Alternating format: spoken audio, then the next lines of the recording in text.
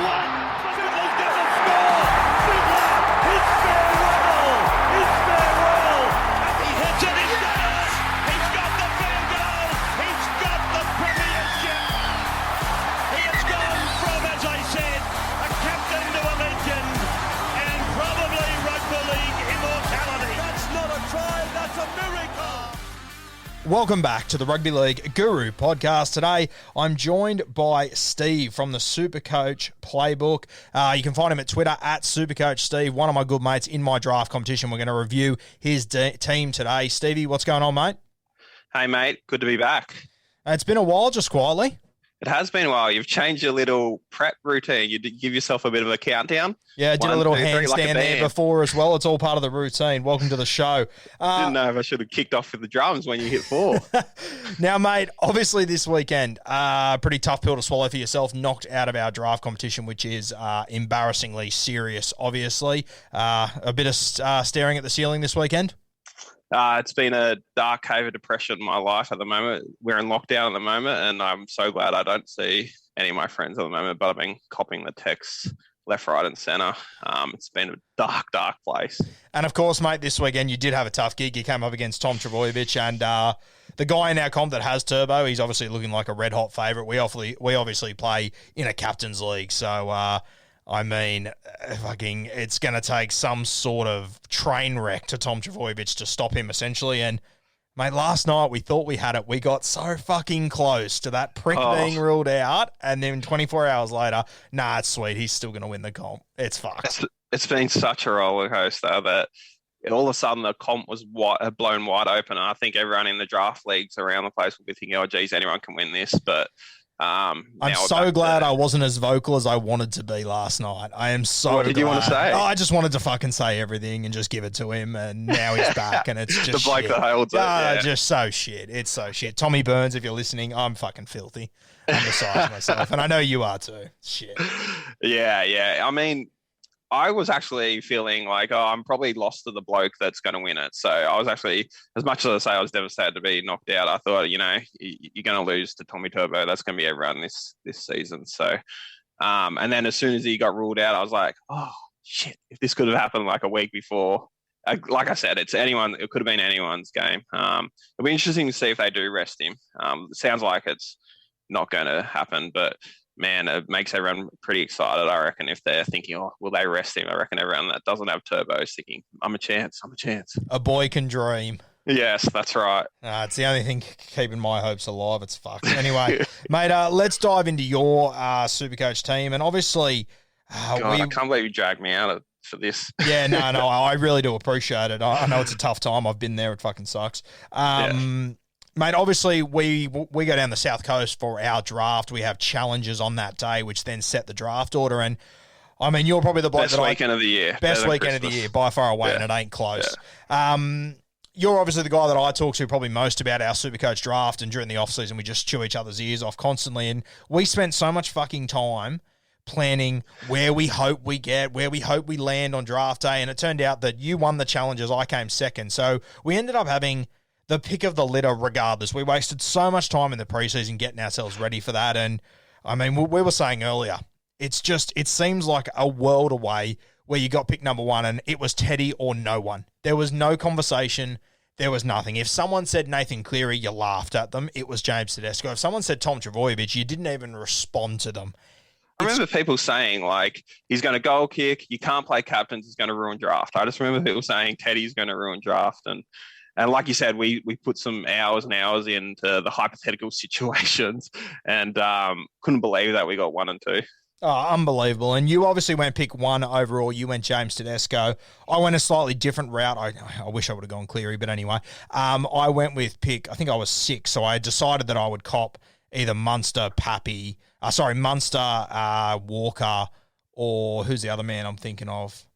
Munster, Pappy, Munster? Walker. Yeah. So I ended up getting Cody Walker, which I've been happy with. He's done well. But yourself sitting there with Teddy, I mean, is that the easiest draft selection you've ever made or what?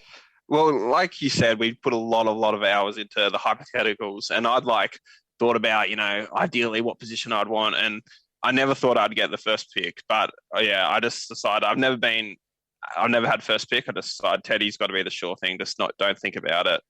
And it's funny, like you say, the Cleary thing, that you look back at it, hindsight's a valuable thing. But, remember, 8 months ago, we were thinking, can Penrith do it again? We were all wondering if Cleary is going to be able to back it up. We thought that last year might be a bit of an anomaly, but yeah. Yeah, no, in hindsight, it's an easy one, but there were so many question marks around so many of these guys before a ball was kicked. Yeah.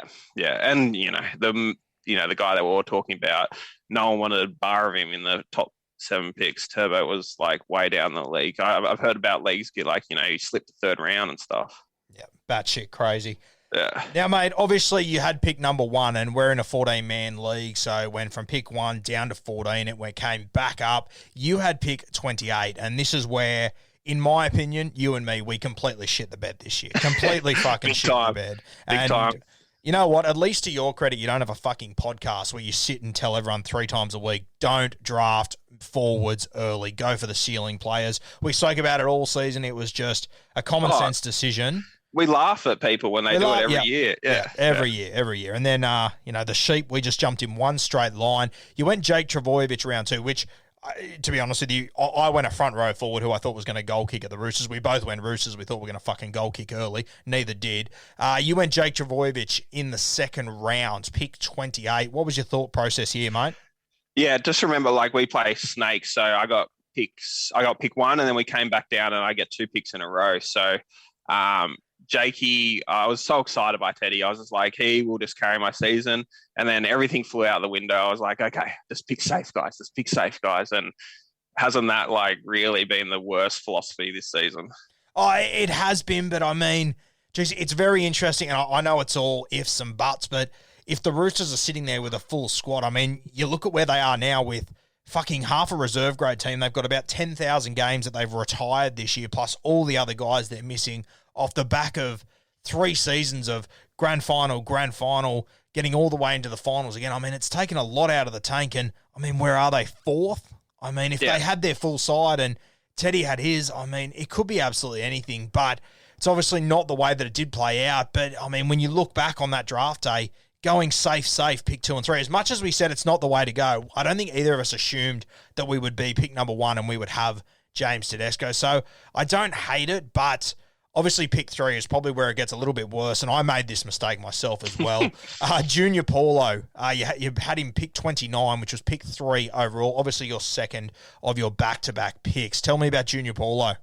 I was so excited by Paulo, and SST had just gone, and that was, you took him, luckily, but I was so excited because he did that boxing match and he looked bloody fit, and I bought into the hype. He was training the house down. I got all around it, and first 2 rounds he went 190 or something like that. I was like, yeah, I've justified my decision. This guy's going to be a beast all year, and then it just fell off a cliff.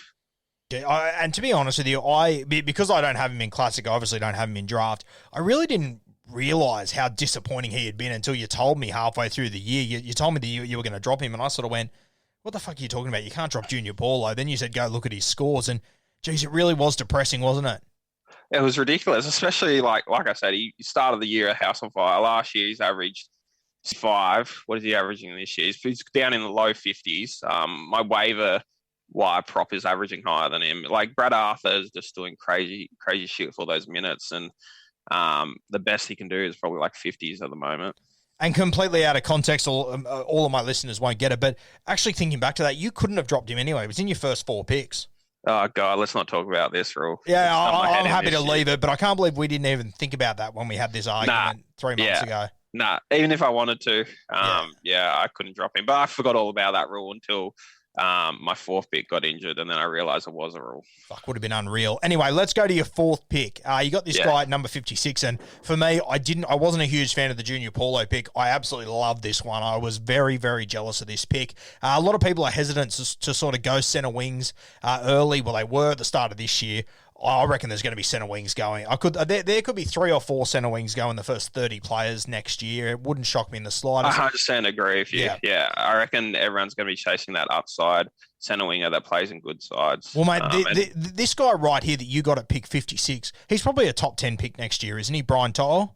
Yeah, he's not going to lay you down. He's probably apart. Garrick's the number one centre winger now, but before he got injured, you could captain Brian To'o and he wouldn't let you down. When you got him at pick 56, I was very, very jealous. That was a sensational pick. And, mate, dare I say, I think he was actually better than what you probably expected him to be as well. Oh, definitely. I knew he was going to play on that left-hand side, but I didn't know his base would just go through the roof. And like we said at the start, we had all of those doubts about Penrith, and if they could back it up, and they did, and he saw a lot of opportunity. And like you said, being pick number one, it's actually quite beneficial for this because you've got 3 other picks before you, and a lot of people take spine players. And so I probably get the first opportunity to take a centre winger unless you want to really jump the gun early. And like I said, they'll probably change. But, last year's philosophy, getting that centre winger. And he was my boy. I wanted him straight away. Yeah. Mate, speaking of spine players and speaking of your boy, you're obviously a Canberra Raider diehard. Number 5 came along, Jackie Whiten, another one that I was a little bit sceptical on at the time, but I remember after we finished drive, we're having a few beers, I remember you saying to me, I have to watch them play anyway, so I might as well jump on the roller coaster, and I just thought, oh, no thank you. No fucking thank you. Tell me about Jack. I knew going into the year, I thought going into the year, he'd give me 20 and 100 week after week. He'd go low, he'd go high. Obviously, I didn't expect Raiders to fall off a cliff as well as Jack Whiten to fall off a cliff. So I actually ended up dropping him from my final because he's going so busted, and I just took an AE for him. But at the time, I knew he could go up and down, and I probably will never draft him again unless I can get some good value for him. I think that's bullshit. I think that's complete and starting utter the mind shit. games already. You will be back, mate. To be honest with you, I mean, all things considered, like Canberra couldn't have played worse this year. I mean, the bloke is averaging 47. He's just under a 50 mark. I mean, it's not great. Don't get me wrong, but geez, it could have been worse considering how poorly Canberra have gone. Yeah, it could have gone real worse, but with what we're seeing in the game, like you can get 5.8s off the waiver that are going pretty good. Like not in our comp, but you can get some crazy scores from some random 5.8s, and Jackie Whiten scores a try and gets 40s. So it's not horrible, but I'd rather just play a matchup in hindsight. Yeah, just having a look at his scores. I mean, he didn't ton up once this year. He got to 95 against Penrith, and that's it. That's pretty fucking grim.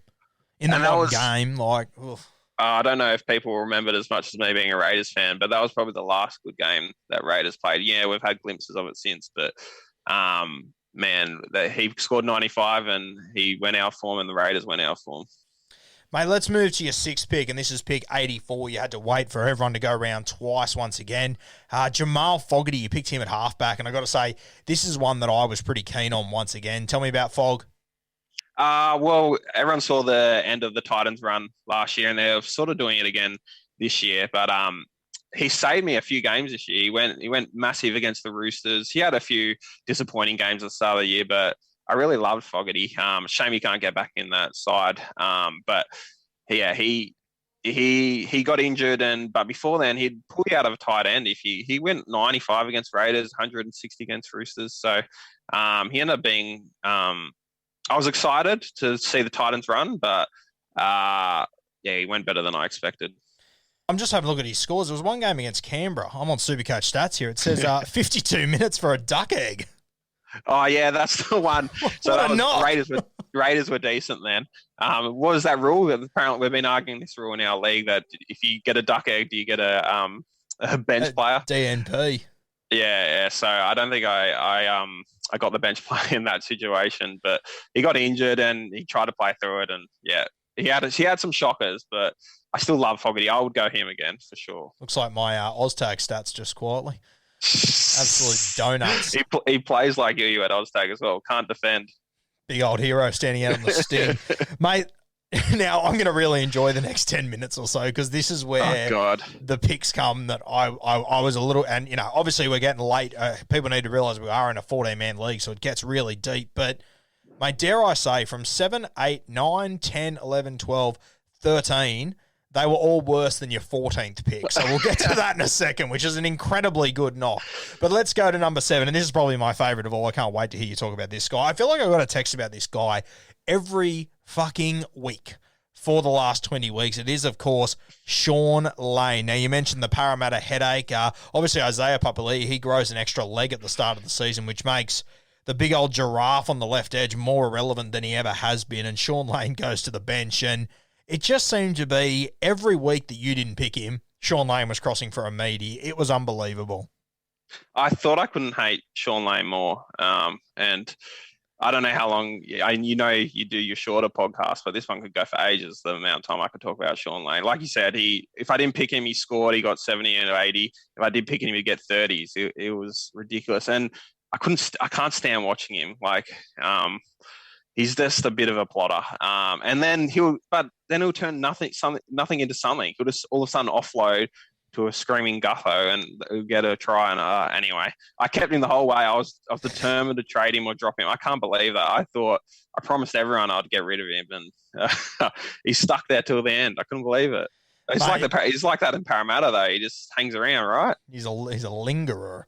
Mate, bloody lingerer. Sean Lane, obviously I had Nathan Brown all year, so I've been watching this Parramatta back row quite closely, and every time Sean Lane came off and Nathan Brown came off, I would be filthy, but I felt like every second time Sean Lane would score a try, and it'd just make me smile thinking about you fucking ripping and tearing your lounge apart watching this reserve who's just a pain in your fucking ass score a try. It was one of the few highlights of the season for me.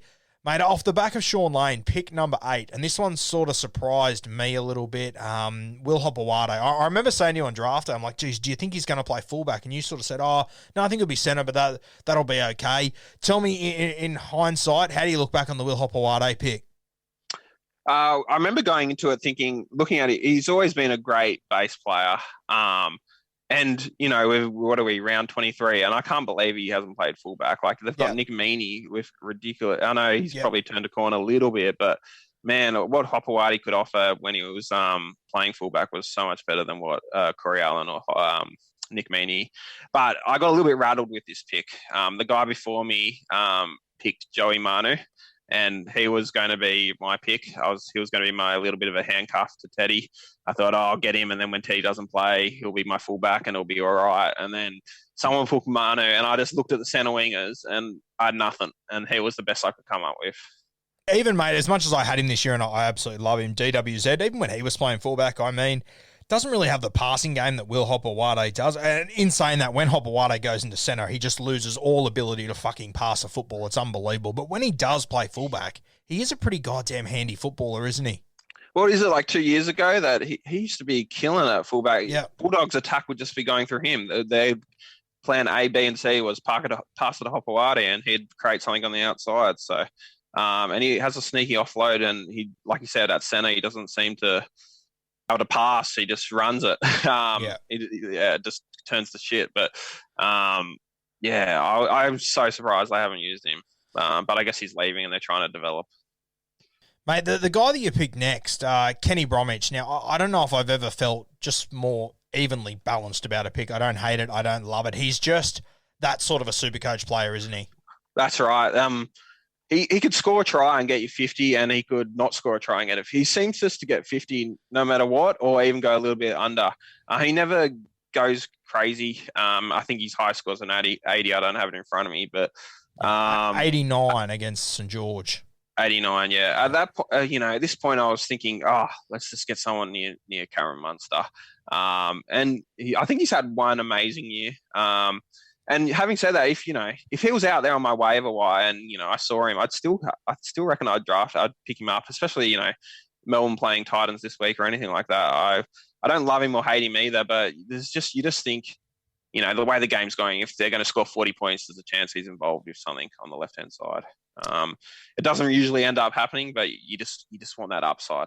I mean, mate, if you would have said to me at the start of the season, what's he going to average? I would have said probably somewhere between 49 and 51. Yeah, what's he averaging? He hit 49 on the head. He is just that even Stevens sort of footballer, realistically. Yeah. And obviously, and even Konfusi on the other side is probably very similar. It's interesting with how many points they score that they don't have like the huge second rowers. They get heaps of points. And I think as well, people with this pick need to remember just how high everyone was on Munster at the start of the year. And I mean, I haven't got it in front of me, but I would assume he's averaging around the 75, 80 mark, and I feel like he hasn't got out of first gear yet, Munst. I agree that I was pretty high on Munster as well. I thought he'd go in the top 5 picks easily, and I thought it was going to be his year, his team, and Kenny will just get a bit of slice of that, and it sort of hasn't worked out that way. And I don't know if Kenny will ever be more than a 49 average going forward. Mate, let's move to your next pick, and this was round 10. This was pick 140, and 140, 141. You went with 2 Broncos in a row. The first guy, I understood the upside to him. He's obviously, he hasn't played a heap of rugby league, but he's been very impressive in his time. And, I mean, to start the season, he was pretty half-decent, Jordan Ricky, but then he sort of fell off the side of the earth. And then in the last few weeks, he has just exploded, and they are just using him constantly. I'm looking over his last 5 weeks. It's a 77 average. It is unreal. Like, yes, he scored 3 tries, but when you're getting that much fucking ball constantly, I mean, his base stats over the last few weeks, 48, 58, 55, 49, Tyson Gamble is just handing the ball off to him constantly. Tell me about the Jordan Ricky one, mate. Like, at what point did you realise you were sort of in a bit of Barney here? Maybe you should tell me about him. You used to have the 2 blokes outside of him, so it was a nightmare. You've been watching him very closely. Fuck, I wish I still had them. Like a magnet, it gets the ball. And I don't have Ricky at all. I came up against him. I dropped him after he fell out of form. But going into this season, if you guys remember, there was a bit of hype about him. And at the time, I think we both looked back and thought, this is probably the right time to get him. It wasn't too late. It wasn't too early, especially a pick 140. He played awesome the first few games. Then again, like you said, fell off a cliff. I think he's one to look out for, especially next year. I know they probably won't have someone that gives him much ball as they're currently doing at the moment, but he does look really threatening in attack. Mate, the guy you picked up after him, another Bronco, and another guy that, to be honest with you, he did better than what I thought he would. I wasn't overly convinced he was going to be a 40-minute, 80-minute hooker, but Jake Turpin, I mean, it sort of varies between that 60-point game and about that 30-point game. You never really know where you're going to fall with him, but, mate, he served you pretty well as a hooker, a late hooker. He went all right. He's a bit like Kenny. You don't love it or you don't hate it. I actually thought he'd run a little bit more, and at this time, Andy McCulloch had pissed off to Dragons, so I thought that role was his for 80 minutes, and he was going to run and take a few more attacking opportunities. So he went all right. Yeah, I think that's it. I could be wrong here, but just thinking off the top of my head, I think this was around the mark, or just after there was a big rush of hookers as well. Yeah. I usually leave hooker pretty late, so this is actually quite early for me. Yeah. But at the time, I was looking at it going, what's left? And I was like, I'll try and get an 80-minute hook if I can. And then, just took him. I wasn't planning. Didn't have high hopes for him going into it. I just thought, I'll grab him. There's a few hookers that have gone before him, like Blake Bailey, I think, had just gone before him. Yeah. Yeah. Mate, let's move to pick 12, and now we're getting deep. Pick 168, and this one, this was interesting. Now, in the preseason, obviously there was a lot of talk of the Manly Seagulls. Tom Trbojevic, he'd already had his race out on the out the front of the pubs over at Manly. He'd done himself in, so there was a lot of rumours over who was going to play fullback. Shower incident. Shower incident, yeah, the old slippery 60-year-old, of course. Dylan Walker you went with here, and all the rumours in the preseason were there's going to be 2 guys playing fullback, either Walker, Morgan Harper. I went Harper, you went Walker. Walker hasn't really done much since. Harper didn't do much until I dropped him, and now he's fucking branding it. So that one has completely fisted both of us. Tell me about Dylan Walker at pick 168. I was thinking, like you said, a Turbo, he'd fill in for Turbo potentially, and then he'd move to centre where he'd kill it, and he'd be outside on left centre where Brad Parker currently is, and he'd be getting fed off Turbo. And if Manly did show a glimpse of anything, he'd be capitalising. I think a few of us mostly remember his time at centre at South, and he was killing it there. Yeah. And I still think that's his best position, but he's been playing in the middle and he hasn't been doing a lot. But he goes all right, but he's a bit of a risky player at the moment. Mate, let's go to your next pick 13, and this is a guy that I reckon I look at 3 times a year on the waiver wire at least, just to check, to see if the stats have changed since last time. Yeah. I think he's got huge potential. He just, I don't know, he just doesn't get the minutes. When he does, he's a little bit disappointing anyway. But the eye test, he looks like he can fucking play. Francis Molo, tell me about this one. Molo, I don't know. Maybe it's like subconscious. It's close to Lolo, so he's got to be good. No, I think me and you, it sucks talking to you about him because we both, I think, hype each other up about him. Like, it could be so good if he got the minutes and the game time. He played for State of Origin, so but he's just not getting the role there at Cowboys. He got dropped a few weeks ago, so I'll still have a crack at him, I reckon, next year at Dragons. He's moving, he's a handy player. Yeah, he's a handy player. And the Dragons have got forwards coming out their years, but if they get someone that can just use him for 40, 50 minutes properly, and he's got an offload in him, if they use him right, he could be handy. Okay. Sean Lane, Hopwade, Bromwich, Ricky, Turpin, Walker, Molo. Then came your special. Hole. Then came your absolute special. Pick 14. And you'll have to give us a bit of context here because I don't remember why he was this fucking low. Corey Harawira-Naera, a sensational player, turned out to be probably your pick of the draft, realistically. Yeah. Between him and Brian To'o, I don't know if you don't remember, but Hudson Young was earmarked for that right spot. It was his spot to lose, and he did lose it because Raiders were shit. I just thought 14, it was great value by the time I picked him. He just sat on my bench. He wasn't even playing for the Raiders at that point. He had that drink driving issue. So that's right. Yeah. He wasn't even getting that crappy score off the middle that he could potentially get. So, and then, they put him in there and he saved me a lot of games. It was a bit like my team was bang average, but it was between, okay, if Teddy didn't do something, all right, throw it to Corey Harawira and see if he can do something for my team. And he's gone off the radar again. But he was unbelievable. I still think like next year he might not be the first person for that edge spot, but you could do worse than drafting him. Yeah, you won't be getting him pick 14, but I still reckon there's going to be huge value there. Yeah, I reckon everyone will think that it's Hudson's spot to lose again. Mate, pick 15, and a guy, and once again, we need to point out that these 14-man leagues, they are very fucking deep. And when you get to these back-end spots, it's hard to find good value. It's hard to find good players, let alone good fucking value. Mate, you went for Wade Egan at pick 15, which I remember on the day thinking, like, I'm not a huge Wade Egan fan, but, I mean, Nathan Brown was just singing from the treetops this bloke was going to play 80 minutes. And, I mean, in this competition, to get an 80-minute hooker, regardless of where he fucking is, at pick 15, it's pretty good value there. Yeah. This, like you said, it's a bloody deep league and it's a long day. You've had about 14 beers by the time you got to this pick and you start seeing things that probably aren't there. But, 80-minute hooker, I just thought, what if it could be anything? He's a hard watch, though, Egan. He's very frustrated. I don't know if there's many Warriors fans out there, but he seems to choose the wrong option a fair few times. But he can go himself and duck under, and that's great for Supercoach. But he's one I'll probably avoid. He's not an exciting watch. Mate, let's go to pick 16. And obviously at the Melbourne Storm, there was rumours once again of Branko Lee being injured. There was a vacant right wing spot. I had Remus Smith, and it looked like he was going to play right wing. Then he was playing. When did you get center. Remus? Pick 8 or something? I don't know off the top of my head what pick I got him. Let me get it up. It wasn't that. Pick 11, 145.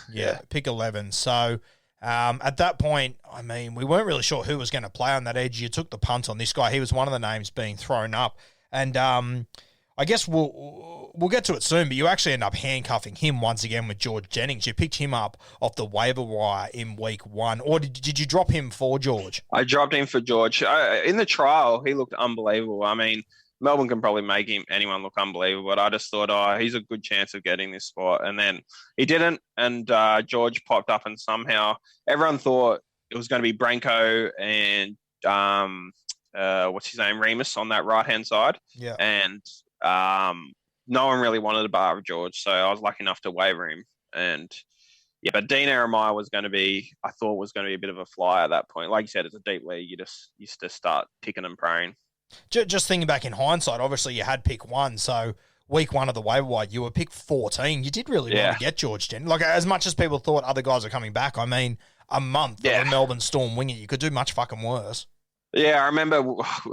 I won't bore the listeners, but we've got this stupid offline system for the first week, so you don't do a free agency, and so the super kenos don't have an advantage. And I did it all offline, and I wrote out this bloody long list. George was my number one pick, and I picked like 15 other blokes after him, and I couldn't believe it when I got George. I was very surprised it got to me, but yeah, he's done heaps well. Now, I'm kind of scared to think back to who I got in week one, because I'm sure they didn't turn out as well as fucking George Jennings did. That was an unreal little pick. Yeah, who'd you get? I'm trying to think. I made a long time ago. Waivers this year, no idea, mate. Let's go to pick 14, and a guy you've been very keen on for a long time. I'm starting to think you might have shares in this fucking bloke from the Newcastle Knights, Stafford Toa. I love Stafford. I gathered. I got him the year before as well, and if he gets a spot in that Newcastle team, I think I'd be the first to pick him up. Yeah. I just think he's got so much potential. I mean, he's a little bit raw and he makes a few dumb decisions, but when you see him in open space and when he finishes, he could be up there with one of the better wingers in the comp. And I'll probably get him again next year and just get excited about him playing outside of Ponga. And I mean, it was another one of these situations where you had Edric Lee, who was injured from memory at the start of the season. So there was a bit of mystery surrounding who was going to be on that left edge. Edric Lee's sort of dead to me. It's 2016 Raiders prelim final. I haven't thought about that bloke since. So I always think that someone's going to jump ahead of him. So. I mean, mate, like, there was every opportunity that he could have. Like, that spot was open for someone to grab. I mean, at pick 17, I don't hate it. Yeah. At that point, you're starting, like you said, you're just picking and praying, and you just go after some people that you think, why not? Now, before we dive into one more of your really good waiver picks, I want to ask you... Wait. Who'd you pick at pick 17? I just want to compare our picks. Fuck off. Matty Burton, I think. Matt Burton, yeah. He goes all right. Did you get him? He goes handy. He goes very handy. I handed him to the bloke that beat me last week with him. Yeah, that's right. Finals. Yeah, he'll probably beat me in a grand final in 3 fucking Will you get Matty too. Burton? Was he scorned you? No. Did you ever get him again? Probably not at Canterbury. Actually, fuck it. I go for every Canterbury half. Yeah, I probably would. Let's be honest here. You're good like that. Yeah, very good. Consistency's key. Now, before we move out of your picks on draft day, tell me, was there one guy that you were super, super keen on all preseason that you didn't get, and it was hard to watch him all year? God, that's searching the... Is there one that stands out? And I was kind of hoping this was going to be an instant response, that there was one guy that potentially really stung. And it can't be Tom Trbojevic. I've just got over a crippling loss where I'm out of the league, so it's sort of hard to think anything past last week. But let me think. Let me have a quick... No, there's no one really I thought... I mean, Joey Manu, like I said, rattled me a little bit because I thought I was going to get him. Yeah. There's no one really that I can think of that jumps out. Maybe Talakai I thought could have gone all right. No, I'm joking. I'm just teeing you up. Yeah, well, you had to get in pretty fucking early for that. I have to set that alarm to 3:59 instead of 4 a.m.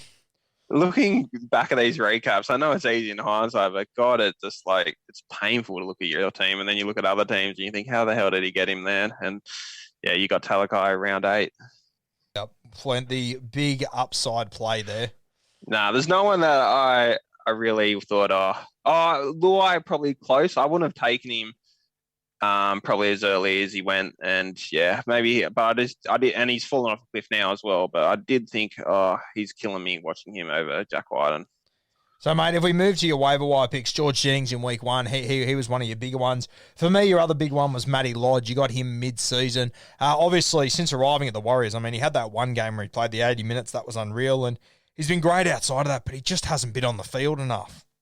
Yeah, he loves a suspension. Between him and Radley, I think they tag team who's off the field. But even when he was at the Broncos, it was him and Haas show, and he's got that offload. He seems to do that first contact, spin, turn, and offloading. He's doing it at the Broncos. And like I said, he was better than my number 3 pick, Junior Paulo. And yeah, the guy that dropped him, and I hope he's not listening, but he hoarded a lot of players. And this is probably one of the ones he probably should have kept. Yeah. But he hoarded the Andrew Fafitas and the Branko Lees of the world. And I think he was so scared of missing out on a few points, and I hope it doesn't rally him for next year because this one came back to bite him when I picked him up.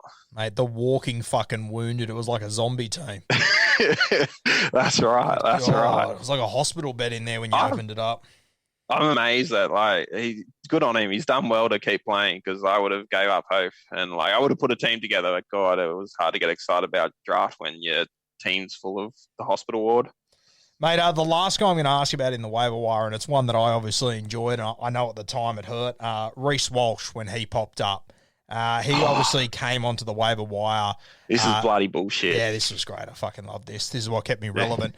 He came up on the waiver wire. Occasionally, guys that get dropped on a Sunday, essentially, they become available on a Tuesday morning instead of a Wednesday morning. And you've got to be up and paying attention on a Monday night to be able to get these guys. And I think it depends on. Yeah. It depends on your settings. So I think most leagues have this, but it's like a 2-day waiver system. And if you drop him on Monday, for some reason, a Sunday, the system just like shits itself and doesn't remember the round's been played and opens up for those people that you dropped on Sunday can Tuesday morning. And I completely missed, like such a rookie error. I completely missed. And you can't find them. Like you can't easily find those people that are going to come off waiver on Takes Tuesday. A bit of effort. Yep. You gotta shift through the sands. You gotta be on your A game. And when I woke up or Tuesday or whatever it was, and I looked at the league or whenever I looked at it, and I saw that you got Walsh, I couldn't believe that you got him and he'd come off the waiver early. Like, I had Teddy, but like the potential Walsh could have, I was just thinking he's just gonna sit on my bench. I'm gonna use him every week as an AE, and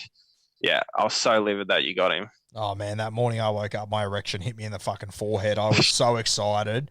It was not even funny. It was the thing that probably kept my season alive. Obviously, for you, even if you would have got him, you do have James Tedesco, so it would have been a bit of an AE balance, but fuck, it would have come in handy. Well, actually, it wouldn't have come in handy come finals times because you played Tom Trbojevic anyway, but I'm sure at some point over the last few weeks, Reece Walsh would have come in handy. And, there's a chance Teddy gets rested in the future, and he played Origin, and Walsh, he played round 17, I'm pretty sure. You can tell me if not. Yeah, I think so...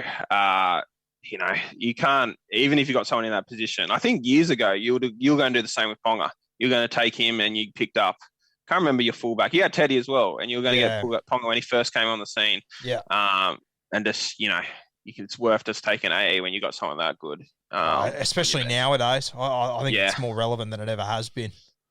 How many Warriors jerseys have you ordered since you picked him up? I've got my fair share. For those, I'll do my my preview of my Supercoach draft game this weekend, but I am carrying a fair whack of fucking Warriors. I am the mad butcher now. I've got about 4 or 5 of them this week. So, so if I get a bit... Tell me your missus tells me that you got the picnic rug out. You're trying to learn the haka. The old teddy bear picnic rug. What a jersey. One of the all-time greats. Mate, thank you for joining us on the Rugby League Guru podcast. Thoroughly appreciate it. I know it's been a grim couple of days going through the withdrawals of Supercoach for season 2021. Onwards to next year, what is the one lesson that you've learnt from this year? Don't take front rows in the first 8 rounds. Put it on repeat. I thought I learnt it. Can't wait to hear it next year as well. Looking forward to it.